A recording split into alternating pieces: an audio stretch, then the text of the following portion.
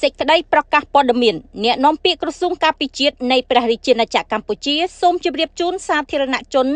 អ្នកសារព័ត៌មានជាតិនិងអន្តរជាតិមេត្តាជ្រាបថានៅថ្ងៃអង្គារទី2ខែមិថុនាឆ្នាំ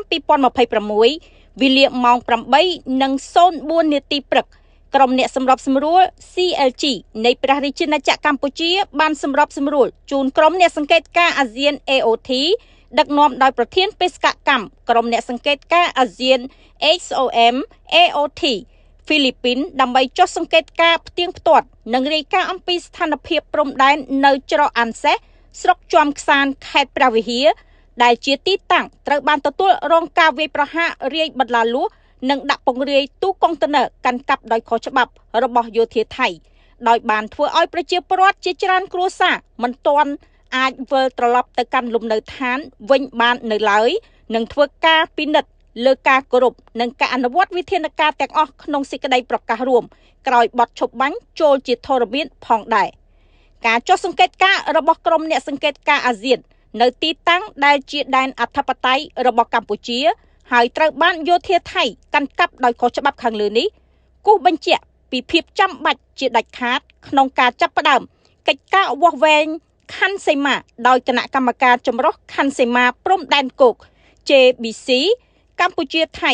ឲ្យបានឆាប់បំផុតស្របតាមកិច្ចព្រមព្រៀងដែលមានស្រាប់ដោយមានចែងនៅក្នុងចំណុចទី3នៃសេចក្តីប្រកាសរួមនៃកិច្ចប្រជុំពិសេសលើកទី3នៃគណៈកម្មាធិការព្រំដែនទូទៅកម្ពុជាថៃ GBC ថ្ងៃទី27ខែធ្នូឆ្នាំ2025ដើម្បីអនុញ្ញាតឲ្យប្រជាពលរដ្ឋស៊ីវិលស្លូតត្រង់របស់កម្ពុជាអាចវិលត្រឡប់ទៅលំនៅឋានវិញដោយមិនមានការរារាំងព្រមទាំងដោយសុវត្ថិភាពនិងកិត្តិយសរាជរដ្ឋាភិបាលនិងក្រសួងការពារជាតិកម្ពុជានៅតែបញ្ជាក់ពីការបដិញ្ញាចិត្តយ៉ាងម៉ឺងម៉ាត់ស្មោះត្រង់សុចរិតក្នុងការគោរពនិងអនុវត្តយ៉ាងពេញលេញនិងខ្ជាប់ខ្ជួនបំផុតសេចក្តីប្រកាសរួមនៃកិច្ចប្រជុំពិសេសលើកទី3នៃគណៈកម្មាធិការព្រំដែនទូទៅកម្ពុជាថៃ GBC ថ្ងៃទី27ខែធ្នូឆ្នាំ2025សេចក្តីថ្លែងការណ៍រួមស្តីពីកិច្ចព្រមព្រៀងសន្តិភាពរវាងកម្ពុជានិងថៃថ្ងៃទី26ខែតុលាឆ្នាំ2025និងកិច្ចព្រមព្រៀងពាក់ព័ន្ធផ្សេងទៀតដើម្បីឆ្ពោះទៅការធ្វើឲ្យប្រសើរឡើងវិញឆាប់រហ័សនិងការវិលត្រឡប់ទៅរកប្រក្រតីភាពសន្តិភាពនិងស្ថិរភាពយូរអង្វែង